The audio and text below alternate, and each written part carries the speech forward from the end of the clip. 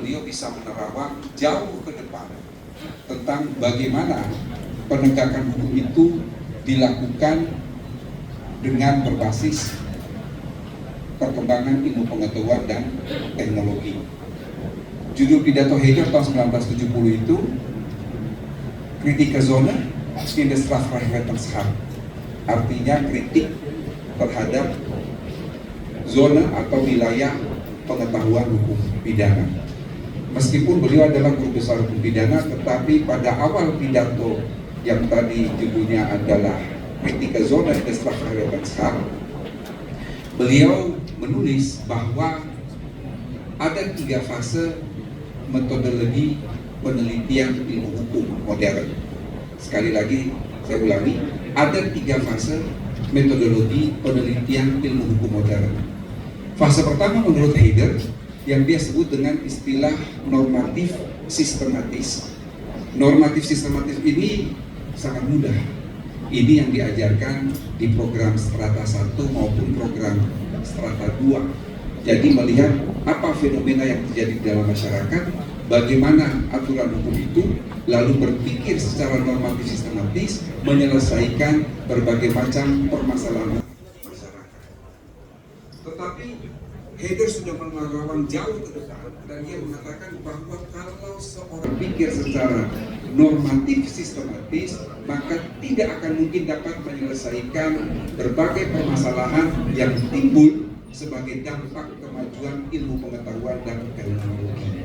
Oleh karena itu, fase pemikiran yang kedua yang menurut Hegel, dia menggunakan istilah naif empiris. Naif empiris itu Bapak Ibu segala sesuatu yang memang terjadi seakan-akan di luar nalar kita, seakan-akan di luar apa yang bisa dijangkau oleh kita tanpa adanya perkembangan ilmu pengetahuan dan teknologi. Kita tahu persis bahwa sekarang dunia itu sudah tidak lagi dibatasi oleh waktu, dunia itu sudah tidak lagi dibatasi oleh ruang, dunia itu tidak lagi dibatasi oleh jarak. Ini semua adalah naif empiris. Dan ketika menurut Hegel, ketika kita bertemu dengan normatif sistematis dan naif empiris, maka fase pemikiran yang terakhir, yang paling penting, dan itu pada tingkat derajat doktoral adalah refleksi filsafati. Refleksi filsafati ini akan digunakan untuk memecahkan masalah-masalah yang bersifat naif empiris ini ke aturan yang kita miliki. Tentunya Bapak Ibu, tema ini akan sangat relevan dengan seminar pada pagi hari ini, bahwa memang kemajuan ilmu pengetahuan dan teknologi itu tidak bisa dihindari, tetapi kita harus mengantisipasi kemajuan dan teknologi itu di berbagai bidang, termasuk dalam persoalan penegakan hukum, termasuk di dalamnya adalah hukum administrasi. Kita tahu persis bahwa pemerintah sejak beberapa tahun terakhir ini sudah memperkenalkan e-government, mulai dari persoalan pengadaan barang dan jasa, pelayanan publik yang diberikan kepada masyarakat, semua sudah berbasis teknologi. Di dalam lingkup peradilan, saya tahu persis bahwa banyak sekali peraturan Mahkamah Agung yang sudah mengantisipasi kemajuan di bidang teknologi, khususnya dalam menangani perkara, termasuk di dalamnya adalah perkara-perkara perdata.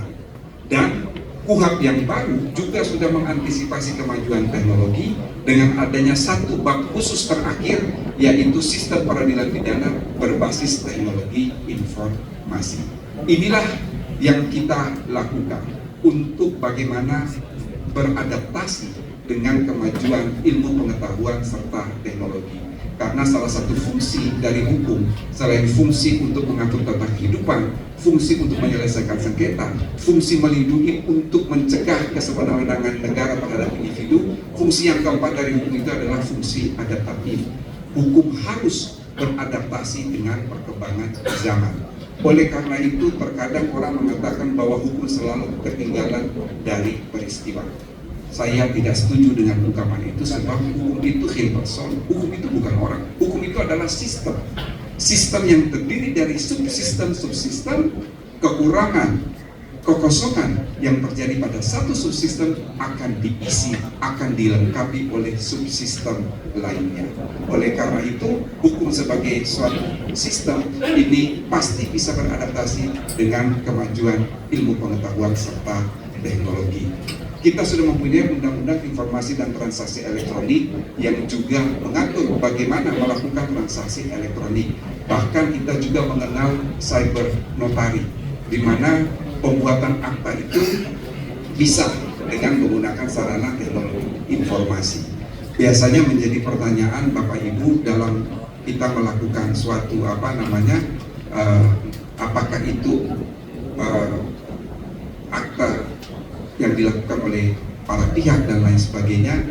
Itu ada pasti teman-teman yang berkecimpung di dunia hukum pasti memahami bahwa ketika kita melakukan suatu transaksi atau melakukan suatu hubungan hukum di depan notaris atau suatu pernyataan sepihak di depan notaris, maka biasanya bahasa notaris itu adalah telah datang di hadapan kami. Telah datang di hadapan kami ini kan menyangkut yurisdiksi dari notaris tersebut. Bagaimana mengantisipasi cyber notari ini dengan kemajuan teknologi? Ada satu negara di dunia yang namanya negara Georgia. Ini adalah negara bagian sempalan dari Uni Soviet. Ketika Uni Soviet runtuh pada tahun 1990, lalu Georgia ini mendirikan negara sendiri terpisah dari Uni Soviet. Mengantisipasi kemajuan teknologi dan bagaimana di satu sisi notaris ini harus bekerja sesuai dengan ruang lingkupnya dan pada daerah hukumnya. Ada yang menarik mengantisipasi kemajuan teknologi, lalu cyber notari ini diperbarui di negara Georgia dan ini sudah banyak diikuti oleh negara-negara di dunia. Contoh konkret seperti ini, katakanlah saya berada di Jakarta, properti yang akan saya jual adalah sebidang tanah beserta bangunan yang ada di atasnya. Tanah dan rumah yang ada dan bangunan yang ada di atasnya dia berkedudukan di Surabaya. Lalu kemudian pembelinya berada di Jogja. Bagaimana cyber notari ini memanfaatkan kemajuan ilmu pengetahuan dan teknologi untuk orang tidak harus datang di tempat benda yang menjadi objek perjanjian itu berada, tetapi itu bisa dengan kemajuan teknologi.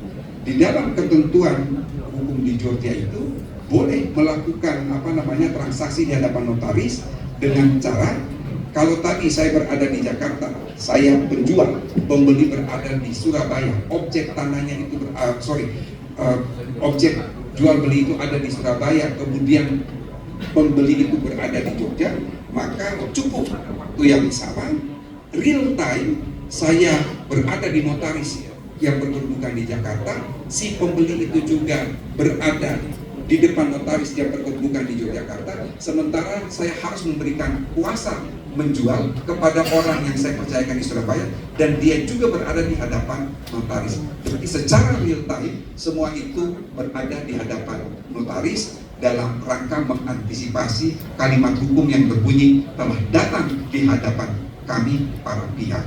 Jadi itulah yang saya katakan bahwa ketika kita berhadapan dengan data empiris, maka elemen yang paling mendasar di dalam fase pemikiran hukum itu adalah refleksi filsafati.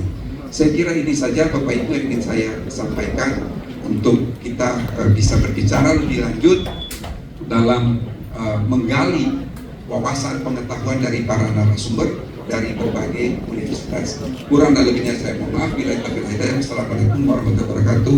Shalom, Om Santi, Santi, Om Sekian.